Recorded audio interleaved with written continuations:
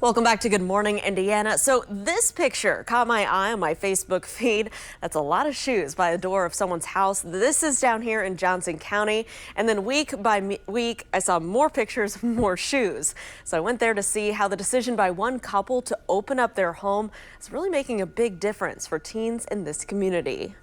How are you fitting these kids in your house? Parents Aaron and Aaron Niku saw a need for their 8th grade daughter and her friends. It's hard to be an 8th grader right now. So in a leap of faith, they opened their home for fellowship on Sunday nights. Whatever political party, whatever race, whatever gender, the struggle is they're lost and they're broken and they need a place to come. At the beginning of the school year, they welcomed around 30 kids, touching on topics like social media, friendships, and mental health. They have fun, eat food, and talk faith in a safe space where teens can ask tough questions. I can't tell you how many teachers have reached out to us and said, we need this. Week by week, it grew. And somehow, like the 5 loaves of bread and 2 fish, hundreds came to the Center Grove home where they were able to get their fill. Your space multiplies in ways as long as you're just obedient and let God move the way that he wants to move. And I was blown away. Dan Anderson is the lead pastor at nearby Emmanuel Church. Car after car after car, because middle school kids don't drive. So parents were dropping them off. And I'm like, oh my goodness, how are all these kids going to fit inside this house?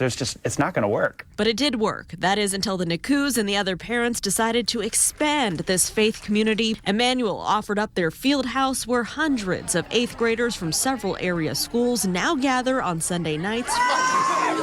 This organic explosion of God's moving in students' hearts. I think it's just, it's a huge God thing. Volunteer Katie Niku joined as a guest speaker to share her husband's story with the students. I've always said if his story can help somebody, then I'm an open book. She lost him to suicide a couple years ago and led a discussion on the tough topic. It's really important for these kids to have a safe place. I sat down with several of the teens to learn what pressures they face in today's world. A lot of people start vaping and doing drugs, stuff like that. And for girls, it's comparing to what other people have. And the pressures are a lot more significant. Jalinda Wilson taught middle school students for years and is now a mom. And there's a lot more weighing on these kids than even just 10 years ago. She got a little emotional talking about the impact this fellowship has had on her own daughter. My youngest daughter that is in this group is someone that doesn't like to talk a lot, but this has gotten her to express more of what she's feeling, the struggles that she's having. Calvin Beeman's son goes to Clark Pleasant Middle School.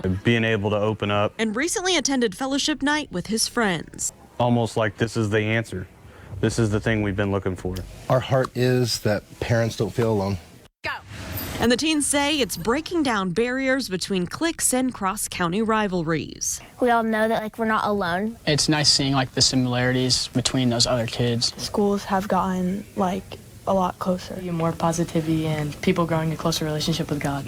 You're enough in God's eyes. The Nikus have this to say for anyone who wants to start something like this in their own community. Open your home up. We have such a small window of time to impact these kids. How I view my life has changed even just a little bit and made a big difference.